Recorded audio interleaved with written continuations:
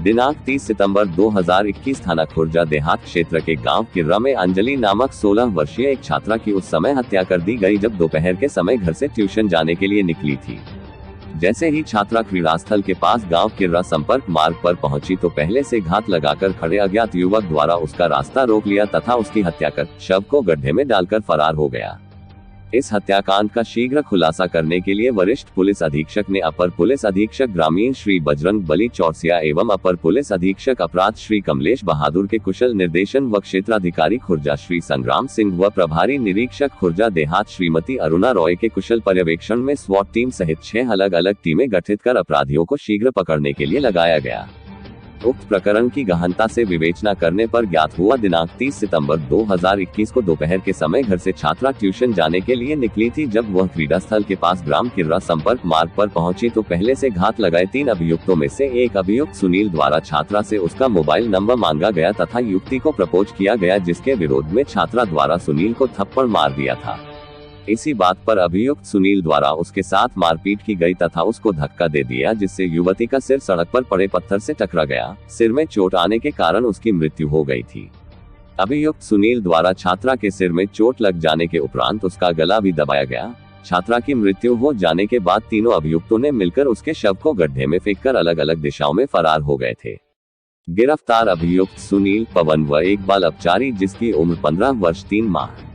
उक्त घटना का मात्र 6 दिन में खुलासा करने पर पुलिस टीम को प्रोत्साहन हेतु वरिष्ठ पुलिस अधीक्षक संतोष कुमार सिंह ने 25,000 रु नगद पुरस्कार दिया।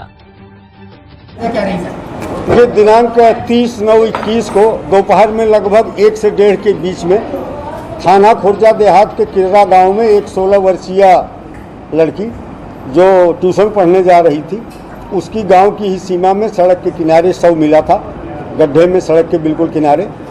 और उस संबंध में तत्समय मुकदमा लिखा गया और बनाम अज्ञात था। अभियुक्त के बारे में कोई जानकारी नहीं थी। शुरुआती जांच में एक लाल रंग का टी शर्ट पहने हुए व्यक्ति को भागते हुए एक आदमी ने दूर से देखा था। उस आधार पर उस दिन लगभग घटनास्थल से 9 किलोमीटर दूर एक संदिग्ध व्यक्ति जो लाल टी शर्ट में था, जिसको कहीं से जानकारी मिल गई थी कि लाल टी शर्ट वाले को पुलिस तलाश रही है, कॉम्बिंग कर रही है, वो भागते हुए खेतों में छुप गया था। उसे पकड़ा गया था और प्रथम दृष्टया ऐसा प्रतीत हो रहा था कि वो व्यक्ति घटना करके भागा है, क्योंकि जितने समय पूर्व घटना हुई थी और जितनी दूरी तक जिस रफ्तार में वो भाग रहा था, उससे अंदाज़ा यही लगाया जा रहा था कि वही व्यक्ति है जो मौके से घटना करके भागा।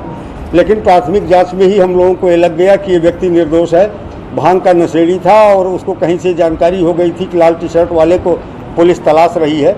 तो इस आशंका के कारण नशे में वो अनवरत भागता रहा और उसको भागते हुए कई गांव के लोगों ने देखा। इस वजह से उसे पकड़ा गया था।